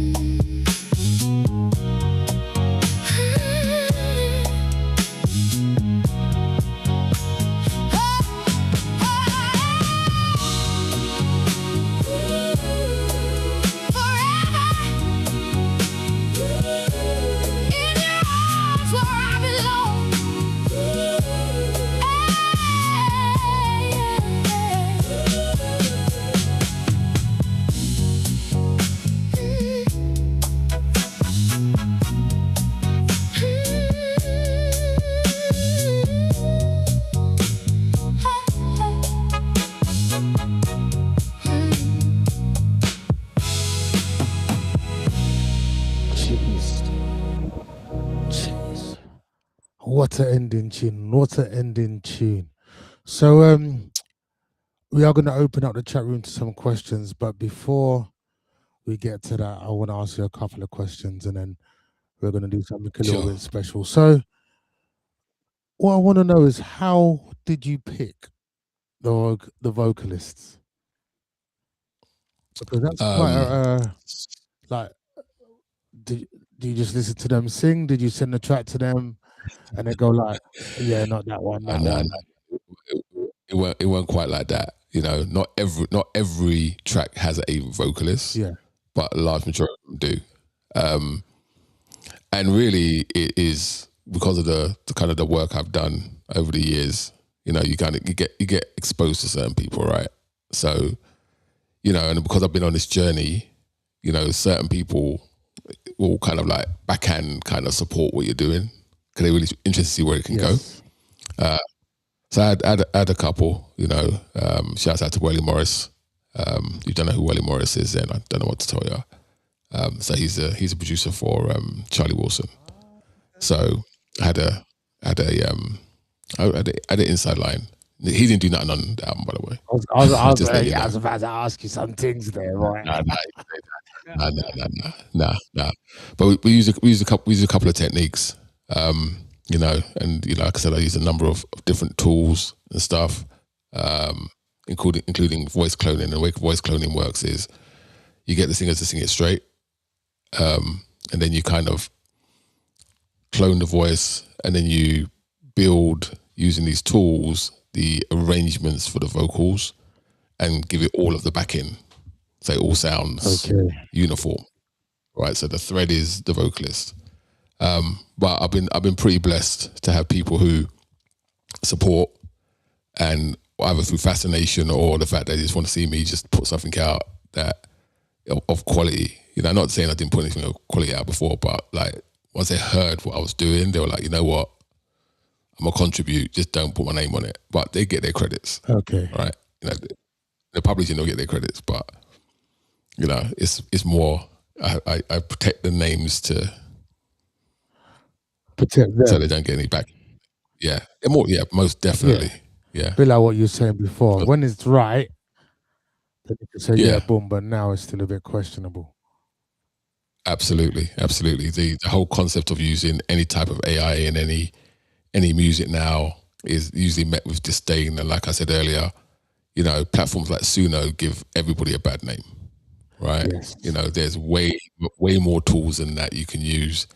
I use like 4 different tools and a traditional DAW and live musicians and live vocalists, right, in some of the tracks. So it's a pretty interesting combination, and that's why I think the quality of the album is the way it is. And you know, I think the sequencing of it as well was very important.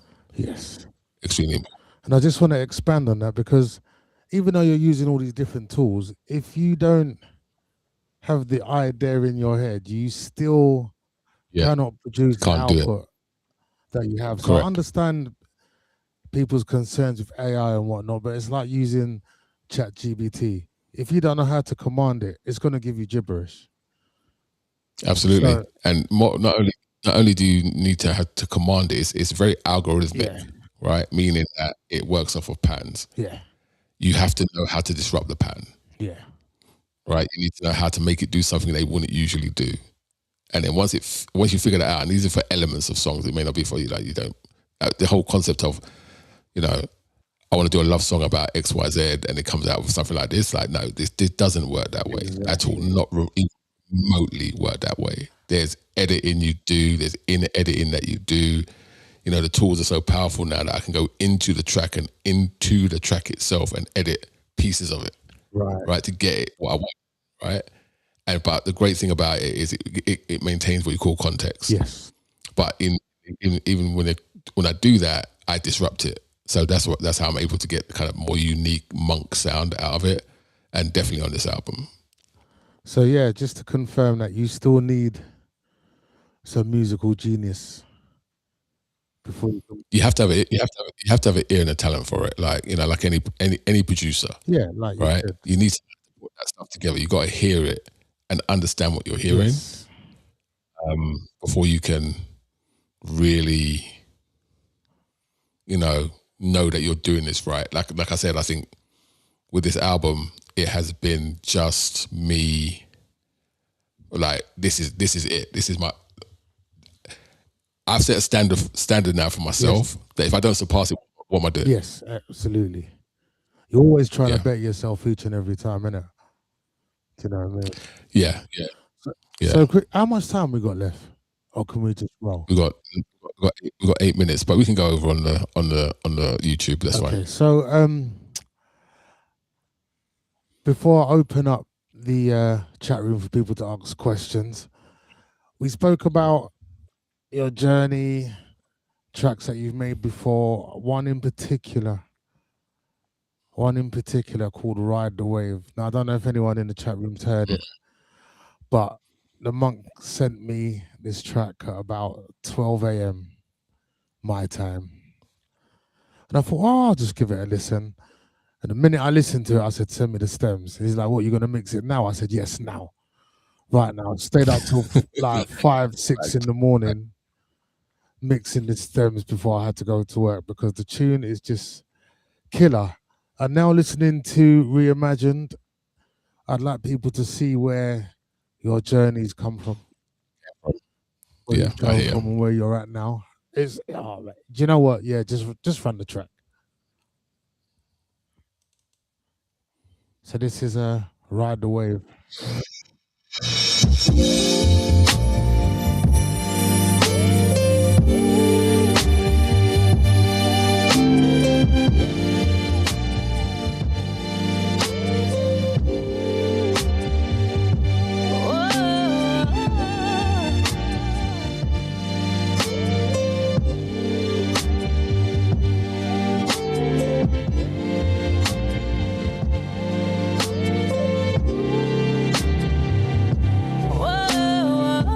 Drifting slow through city lights, moonlight dancing in your eyes, conversations deep as oceans, every word a love potion, coffee steaming Sunday mornings, lazy kisses, no rush, no warnings, you touch it like a melody, playing soft and soothing me. Ride the wave, let it take you high. No resistance, just you and I. Feel the groove, let the rhythm flow. Need your soul and love, let it take control.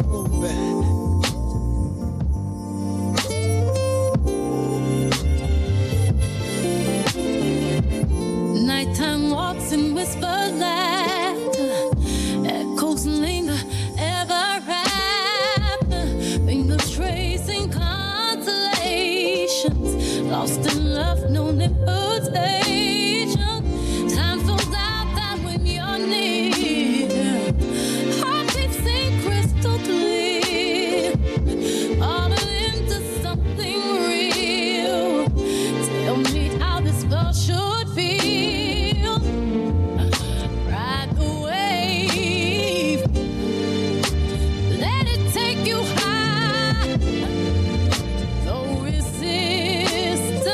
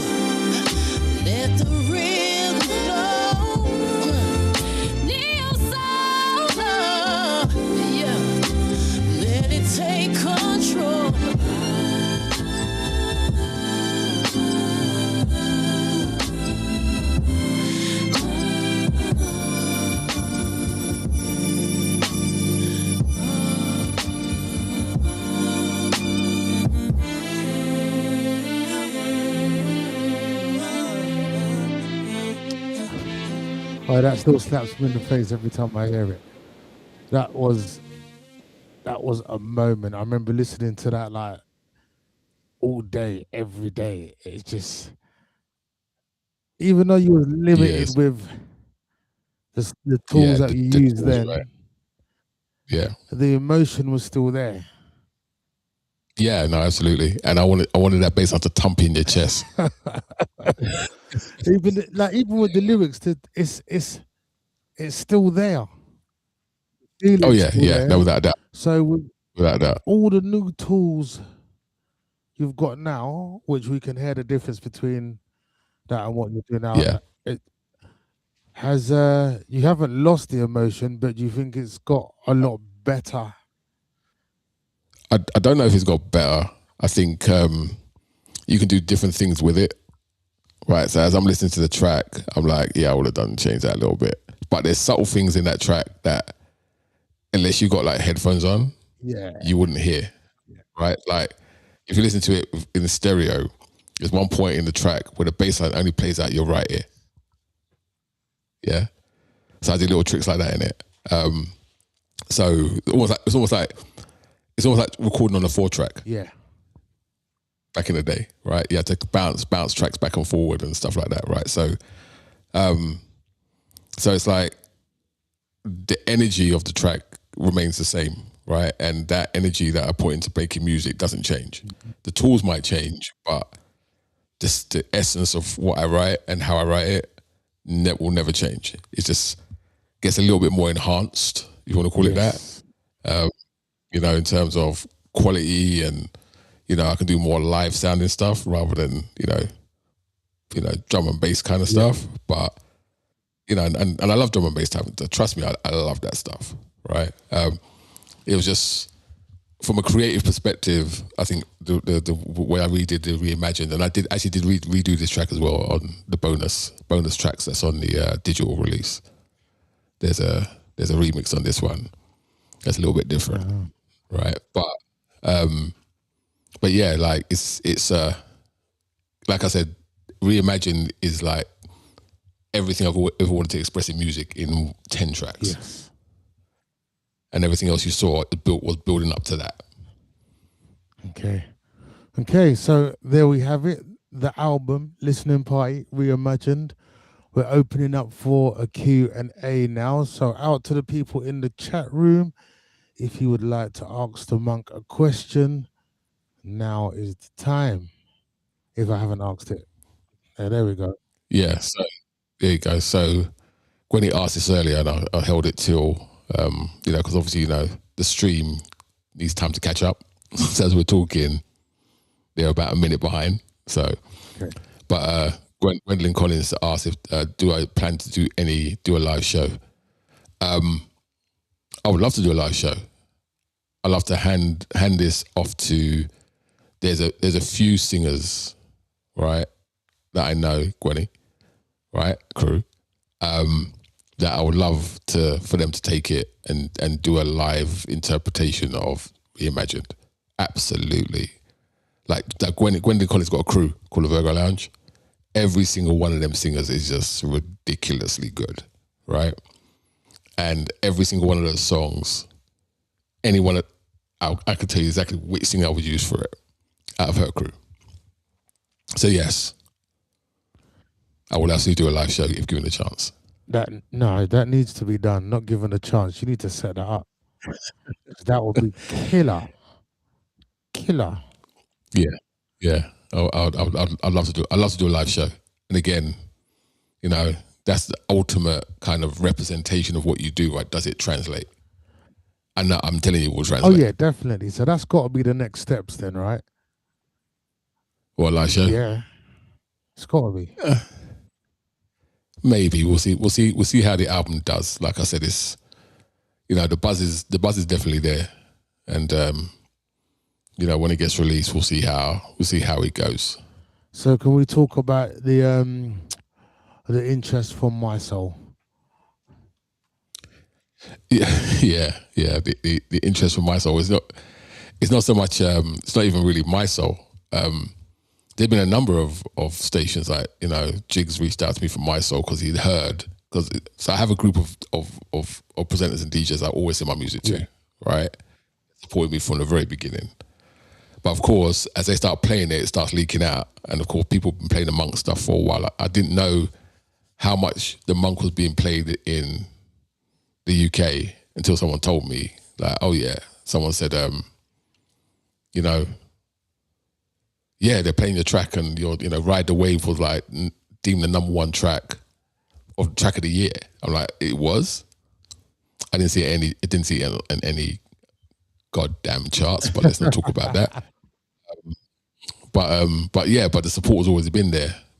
The interesting about this one was when I sent out like the 2 tracks, which was Feel the Love and My First Love, to the DJs, like they immediately started playing it on the radio stations, and they started playing it out in clubs, especially Feel the Love. So the feedback was like, yeah, that tore the dance floor up. So it's kind of started to spiral up now, right? So now, DJs and presenters that never spoken to me before is hitting me up and, I love the album and blah, blah, blah, blah, blah. I'm like, cool. Listen to, I'll give you the listening link. Tell me if you're feeling it. If they are, and we talk, then I'll send them a pre-release of the copy of the album, right? But they've been very good. They didn't go out and play all the tracks on the album. I said, please just concentrate on the 2 I released, and then I'll let you know when you got, tracks from here or there. Shouts out to AR. Shouts out to the Chatter Social crew, man. I mean, there's my people. The Chatter Social crew, it's a social audio app created by a guy called Nelson. He's a black guy, young black guy. Okay. So we have a little click on there. We talk all the time. And when I was going through this whole process of making this album, AR, Caprio, Brock, they're musicians and they're artists and they do AI and all that kind of stuff. So they're the first ones that actually heard this album, right? So while I was building it, they were the first ones to hear it. You know what I mean? So without them, this album wouldn't have come around. I'm telling you that right now. Yeah. Yeah, so shout out to you guys. Okay, so do we have any more questions? Any more? I just want to, while we're waiting for our next question, I just want to shout out James Kismati Leng. I didn't get to tell you how much I enjoyed your set at the 10 years iLive event. I thought you wouldn't forget that, bro. I danced my ass off, boy. That was brilliant. Yeah, so thank you for that, Kismati Leng. That was wicked. Yeah. It was. Had a lot of fun. It was. Yeah. Yeah. I think, like I said, I didn't expect a ton of questions in there.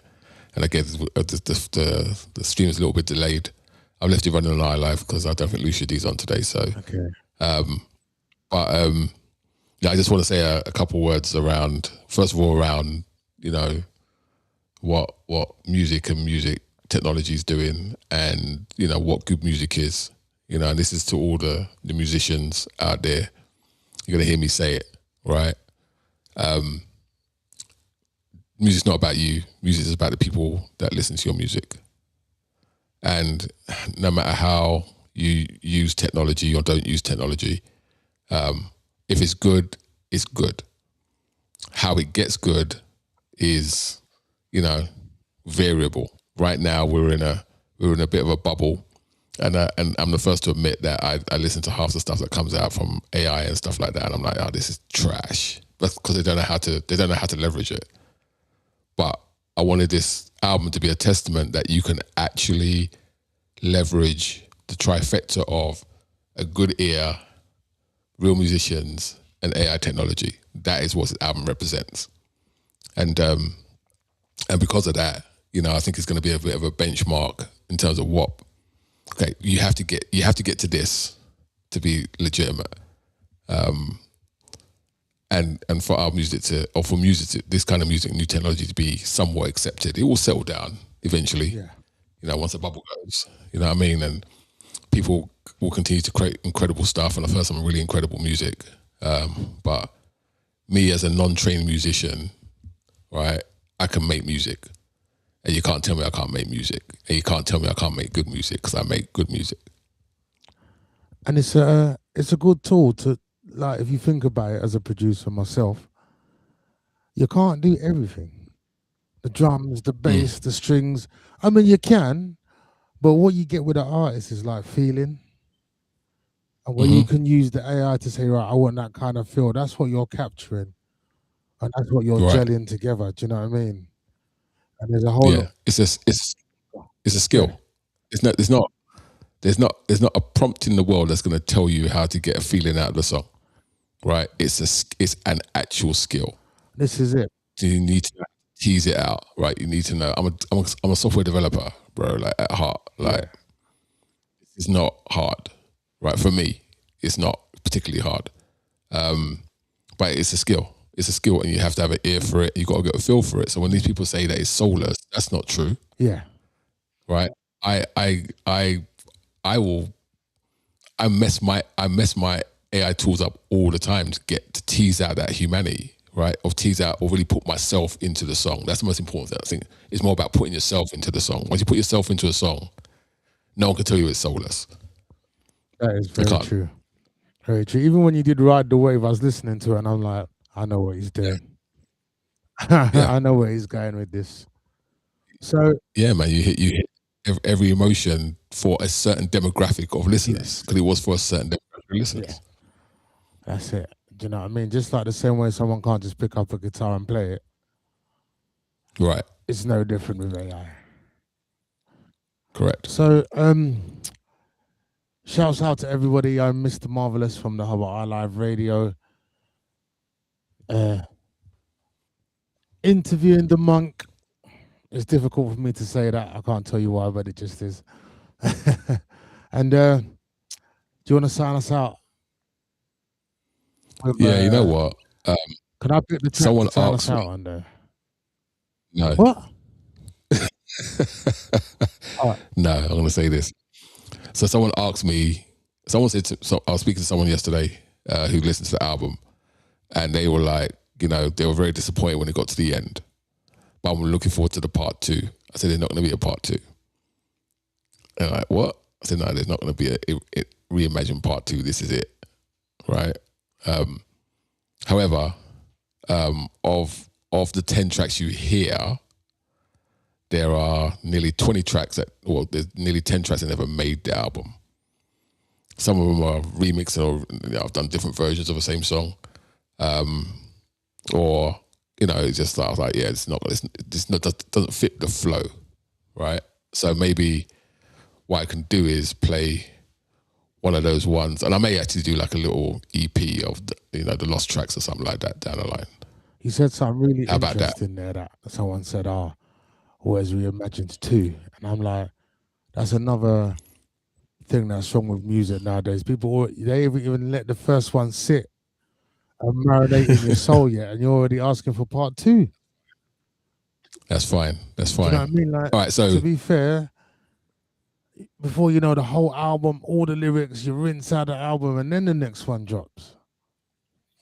Look, man, I want this album to be a kind of album that you play now. Yeah. And a year later, you can still play it. And 5 years later, you can still play it. Yes. I wanted to make a classic. Yeah, man, let that sit in your soul and marinate. Anyway, that was the last bit from me. Pick your tune, the monk. Well, actually, you can kind of pick one. You've heard a couple of them already. You want the Cosmic Love, the Redman one, or you want the Stakes Is High. I want the Redman one, man. You want the red one? Okay, all right. So this is a cut. This is a version of Cosmic Love that never made the album. I wanted to make like a pop, kind of a pop R&B type song with a hip hop undertone. So yeah, so let's knock out on this one.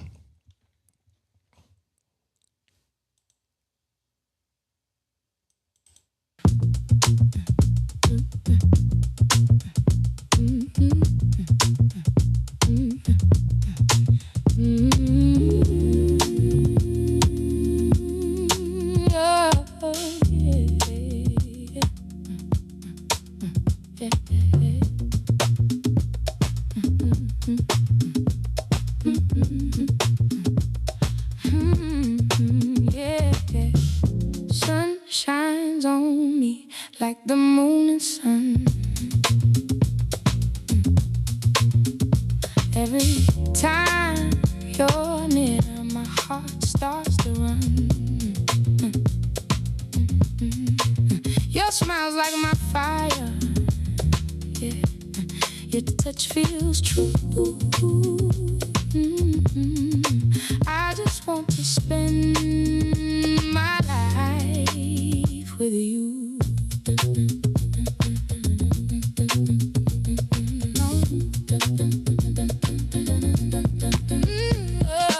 Hold my hand, let's drift away.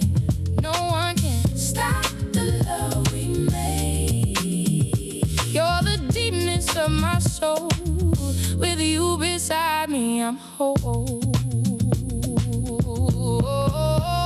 Cosmic love, babe, you're my star. I'm just so glad that's who we are. Every beat of my heart pulls me closer to you.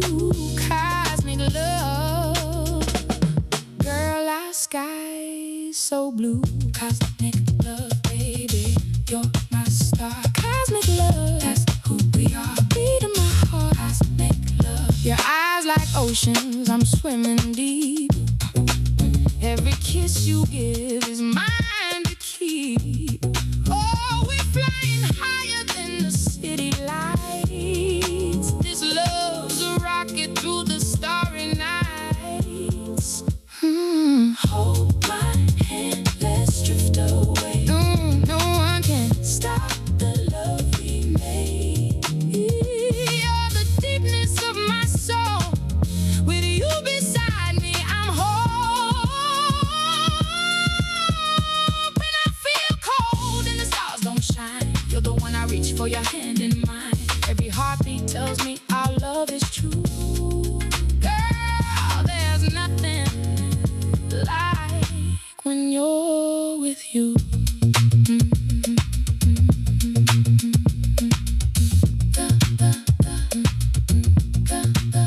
Yeah, she my center of the universe, boy, that don't lie. Every move, every pull me high in the sky. No big jet tonight, just a starship ride. Moving hard in my chest of a hot glide. She the calm in the storm, I'm put under that path. Got to build the future, never living in the past. From the block to the cosmos, we outclassed. Love so priceless, no check to be cashed. Cosmic love, baby. Cosmic love, cosmic love, cosmic love, baby. You're my star. Oh, I'm just so glad that's who we are. Every beat of my heart pulls me closer to you. Cosmic love, girl, our sky so blue. Cosmic love, baby, you're my star. Cosmic love, that's who we are. Beat of my heart, cosmic love.